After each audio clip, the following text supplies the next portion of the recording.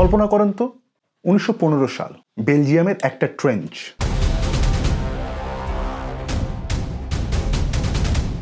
হঠাৎ দূরে দেখা যায় সবুজ হলুদ একটা মেঘ বাতাসে ভাসতে ভাসতে সোজা আপনার দিকে আগায় আসতেছে।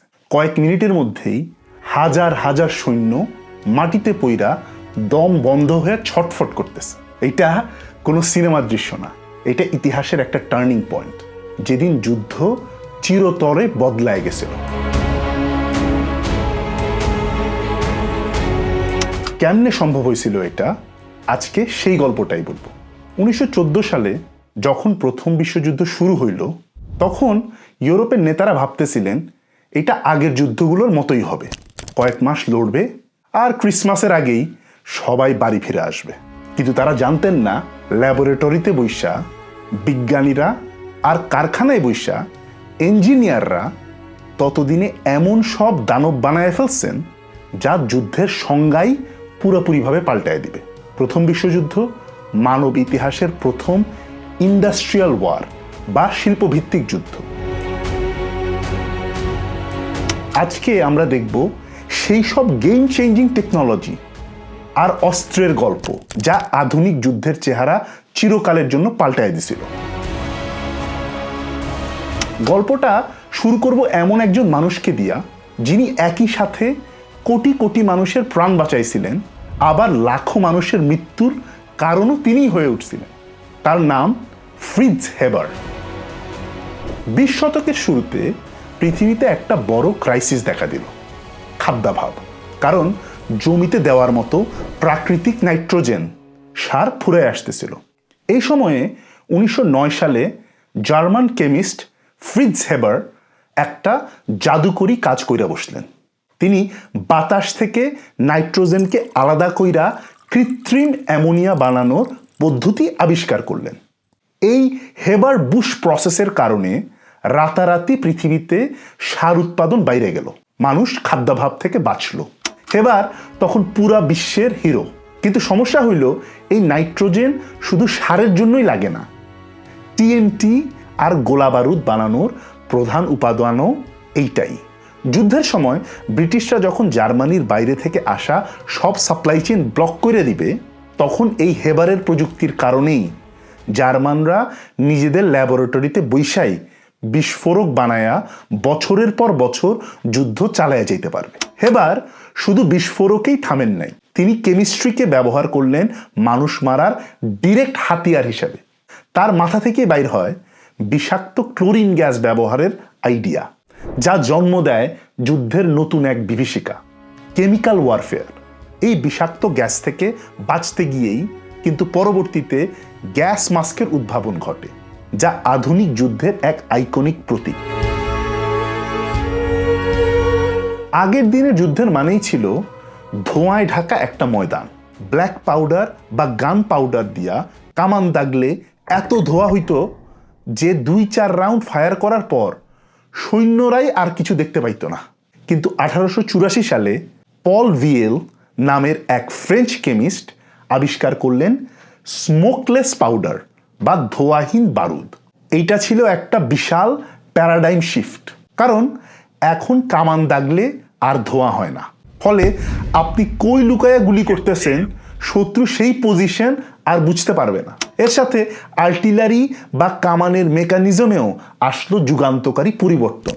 আগে কামানের নলের সামনে দিয়া বারুদ আর গোলা ভরতে হইতো, যেটা ছিল অনেক স্লো। ইঞ্জিনিয়াররা আবিষ্কার করলেন ব্রিচ লোডিং, অর্থাৎ কামানের পেছন দিক খুইলা দ্রুত গোলা লোড করার এক সিস্টেম। সবচাইতে বড় আবিষ্কারটা ছিল রিকয়েল মেকানিজম। এর আগে কামান দাগলে পেছনের দিকে বিশাল ধাক্কা খাইতো, ফলে প্রতিবার ফায়ার করার পর নতুন করে আবার টার্গেট সেট করা লাগতো। নতুন মেকানিজমে কামানের নল স্প্রিং বা হাইড্রোলিক সিস্টেমের পিছন দিকে পিছলায় গিয়ে আবার আগের জায়গায় ফিরে আসতো। ফলে একবার টার্গেট ফিক্স কইরা মিনিটে 20-30টা গোলা ফায়ার করা পানির মতো সহজ হয়ে গেল। আর গোলার ভিতরে ঢুকলো এক্সপ্লোসিভ শেল, অর্থাৎ শুধু লোহার বল না, গোলার পেটে ভরা থাকলো বিস্ফোরক আর লোহার টুকরা বা শ্রাপনেল, যা বোমার মতো ফাটবে। আর্টিলারি হয়ে উঠল এমন এক দানব যা মাইলখানেক দূর থেকে না দেখাই হাজার হাজার মানুষকে মারতে পারবে। যদি এমন কোনো অস্ত্রের নাম বলতে হয় যা যুদ্ধে বীরত্বের সংজ্ঞাই পুরোপুরি পাল্টায় দিল, তাহলে সেটা হলো মেশিন গান। 1884 সালে আমেরিকান বংশোদ্ভূত উদ্ভাবক হিরাম ম্যাক্সিম প্রথম ফুল অটোমেটিক মেশিন গান আবিষ্কার করেন। মজার ব্যাপার হইল, ম্যাক্সিম ছিলেন মূলত একজন ইলেকট্রিক্যাল ইঞ্জিনিয়ার। তিনি ইউরোপে আইসা এক বন্ধুর কাছ থেকে এক অদ্ভুত বুদ্ধি পাইলেন, যদি অনেক টাকা কামাইতে চাও তাহলে এমন একটা যন্ত্র বানাও যা দিয়া ইউরোপিয়ানরা ইজিলি একে অন্যের গলা কাটতে পারে। ম্যাক্সিম ঠিক সেটাই করলেন। তিনি এমন এক বন্দুক বানাইলেন যা ফায়ার করার পর বুলেটের পেছনের ধাক্কা বা রিকয়েলটাকে কাজে লাগায়া স্বয়ংক্রিয়ভাবে পরের গুলি লোড কইরা ফেলবে। এই মেশিনের নাম হইল ম্যাক্সিম গান। এটা মিনিটে 600 রাউন্ড পর্যন্ত ফায়ার করতে পারত। যখন যুদ্ধ শুরু হবে তখন দেখা যাবে পুরানা আমলের বীরত্ব এই মেশিনের সামনে কেমন অসহায়।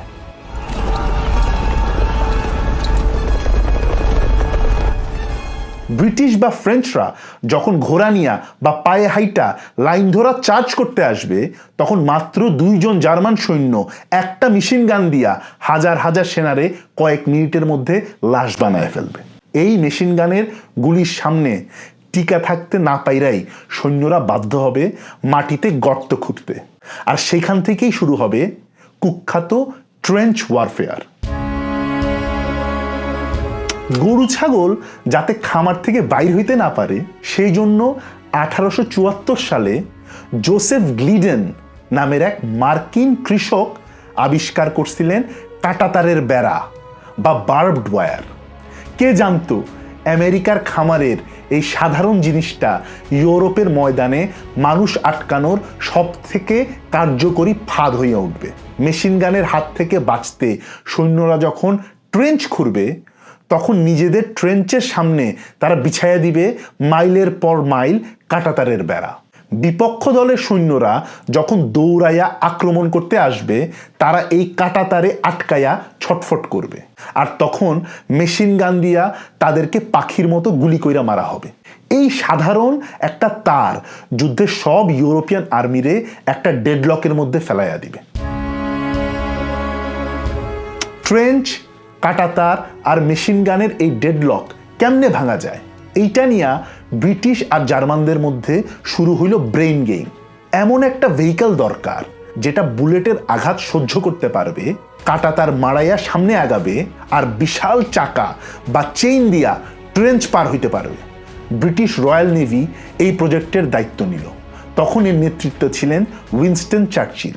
শুরুতে এর নাম দেওয়া হয়েছিল ল্যান্ডশিপ বা স্থলের জাহাজ, কিন্তু জার্মান গুপ্তচররা যাতে ঘুণাক্ষরেও এই ডেথ মেশিনের কথা বুঝতে না পারে, সেই জন্য চরম গোপনীয়তা মেনটেন করা হইল।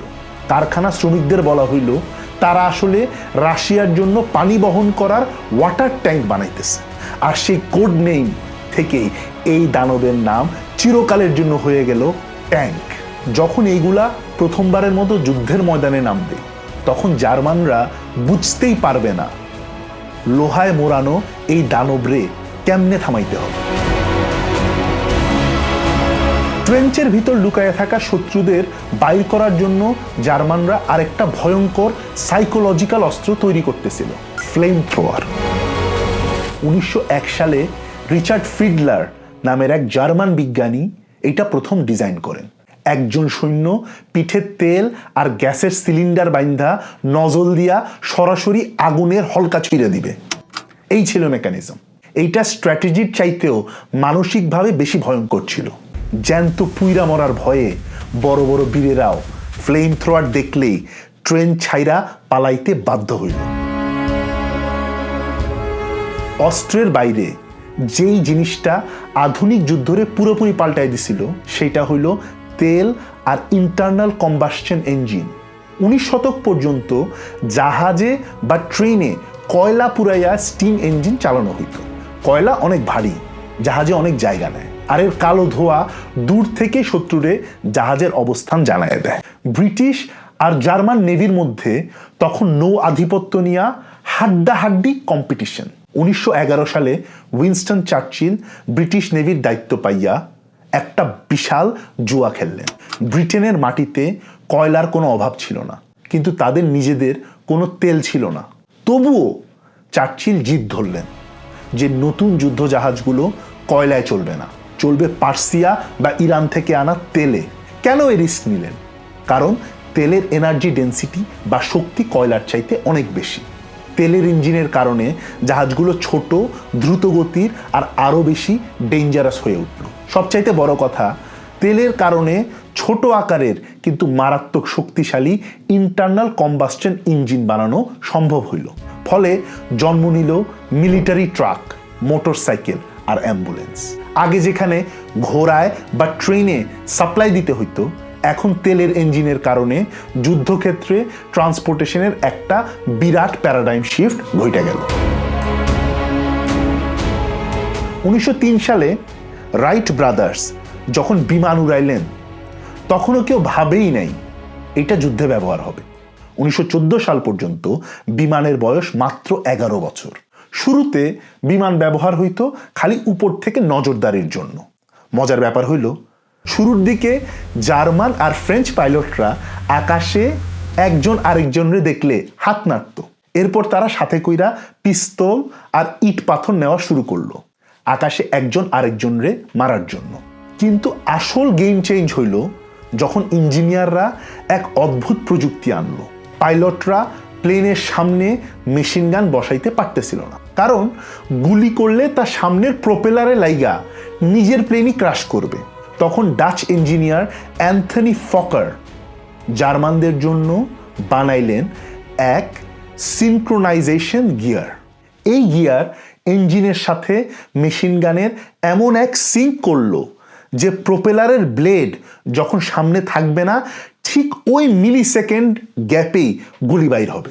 এই এক আবিষ্কার আকাশে জন্ম দিল ডগ ফাইট বা বিমান যুদ্ধের। এর পাশাপাশি ছিল জার্মানদের বিশাল আকৃতির এয়ারশিপ বা জেপলিন। এগুলা আকাশে অনেক উঁচুতে উঠতে পারত আর প্রায় শব্দহীন ছিল। জার্মানরা প্ল্যান করলো এই বিশাল উড়ন্ত দানবগুলো দিয়া রাতের আধারে লন্ডনের উপর বোমা ফেলা হবে। যদিও ব্রিটিশরা পরে ইনসেন্ডিয়ারি বুলেট বা আগুন ধরা গুলি আবিষ্কার করলো এই জেপলিনগুলোকে আকাশে ফায়ার বলে পরিণত করার জন্য। কিন্তু এই জেপলিনই প্রথম সাধারণ মানুষকে বুঝায় দেয় যুদ্ধ এখন আর শুধু ময়দানে নাই, শহরেও চলে আসছে। সাবমেরিনের উদ্ভবের পেছনে একটা দারুণ আইরনিক বা মজার গল্প আছে। আধুনিক সাবমেরিনের জনক বলা হয় জন ফিলিপ হল্যান্ড নামের এক আইরিশ উদ্ভাবক। তিনি ছিলেন ব্রিটিশ শাসন বিরোধী আইরিশ জাতীয়তাবাদী। শক্তিশালী ব্রিটিশ নেভিরে মোকাবেলা করার উপায় হিসেবে তরুণ বয়স থেকেই সাবমেরিন নিয়ে ভাবতেন তিনি। এই জিদ থেকেই তিনি আইরিশ বিদ্রোহীদের কাছ থেকে ফান্ড জোগাড় কইরা প্রথম আধুনিক সাবমেরিন তৈরি করেন। কিন্তু ইতিহাসের সবচেয়ে বড় ট্র্যাজেডি বা কমেডি হইল টাকার অভাবে তিনি তার পেটেন্ট বিক্রি করে দিতে বাধ্য হন, আর সেই ডিজাইন শেষমেশ কিনে নেয় খোদ ব্রিটিশ রয়্যাল নেভি। কিন্তু প্রথম বিশ্বযুদ্ধে আইসা জন ফিলিপের সেই ব্রিটিশদের ডোবানোর স্বপ্নটা ঠিকই পূরণ করছিল জার্মানরা। সাগরে সরাসরি ফাইট কইরা ব্রিটিশদের হারানো জার্মানির পক্ষে সম্ভব ছিল না। তাই তারা টেকনোলজির আশ্রয় নিয়ে বাইছা নিল গুপ্ত হত্যার পথ বা সাবমেরিন অ্যাটাক। জার্মান ভাষায় যাকে বলা হয় ইউবোট। পানির উপরে এই ইউবোটগুলো চলতো ডিজেল ইঞ্জিনে, আর পানির নিচে গেলে চলতো ইলেকট্রিক ব্যাটারির মাধ্যমে। এরা চুপচাপ পানির নিচ দিয়ে আইসা টর্পেডো ফায়ার কইরা ব্রিটিশ সাপ্লাই জাহাজগুলোকে ডুবাইয়া দিত। আগে যুদ্ধ হইতো ছোট একটা মাঠে, সেনাপতিরা পাহাড়ের উপর দাঁড়াইয়া পুরা ময়দান দেখতে পাইতেন। কিন্তু এই মডার্ন ওয়ারফেয়ারে ফ্রন্ট লাইন হবে শত শত মাইল লম্বা। এত বিশাল সেনাবাহিনী কেমনে কোঅর্ডিনেট করবে? এইখানে আশীর্বাদ হয়ে আসলো বিদ্যুৎ আর টেলিগ্রাফ। কিন্তু যুদ্ধক্ষেত্রে তার টাইনা টেলিফোন ব্যবহার করা খুবই কঠিন, কারণ আর্টিলারির গোলায় তার ছিঁড়ে যায়। তখন গেম চেঞ্জার হিসেবে ঢুকলো ওয়্যারলেস রেডিও। জাহাজে, হেডকোয়ার্টারে, এমনকি প্লেনেও রেডিও সিগন্যাল ব্যবহার শুরু হইল। আর এর থেকেই জন্ম নিল নতুন এক কনসেপ্ট, সিগন্যাল ওয়ারফেয়ার বা ইলেকট্রনিক ওয়ারফেয়ার। একদল রেডিওতে মেসেজ পাঠায়, আরেক দল রেডিও ট্যাপ কইরা সেই গোপন প্ল্যানগুলো শুনে ফেলে। ব্রিটিশরা এই সিগন্যাল হ্যাক কইরাই পরবর্তীতে জার্মানির অনেক গোপন চাল ধরে ফেলবে, যা পুরা বিশ্বযুদ্ধের রেজাল্ট পাল্টায় দিতে বড় ভূমিকা রাখে। তাহলে দেখতেই পাইতেছেন, প্রথম বিশ্বযুদ্ধ শুরু হওয়ার আগেই ল্যাবরেটরি আর ফ্যাক্টরিগুলোতে কেমন সব মারণাস্ত্র তৈরি হয়ে বৈশা ছিল। ব্রিটিশ আর জার্মানদের প্রযুক্তিগত ইগো আর কম্পিটিশন খালি 1914 সালের যুদ্ধই ঠিক করে দেয় নাই। এরা 20 শতকের বাকি পুরাটা সময় পৃথিবীর ক্ষমতা কার হাতে থাকবে তার একটা নতুন ওয়ার্ল্ড অর্ডার বা বিশ্ব ব্যবস্থার ভিত্তি লেখা দিছিল। সব প্রস্তুতি তো শেষ, অস্ত্র রেডি, এম্পায়ারগুলা রেডি, এখন দরকার শুধু একটা স্পার্ক। সেই কাহিনী আমরা দেখব আগামী এপিসোডে। আজকে এ পর্যন্তই। কেমন লাগলো আমাদের এপিসোড কমেন্ট কইরা জানান আমাদেরকে।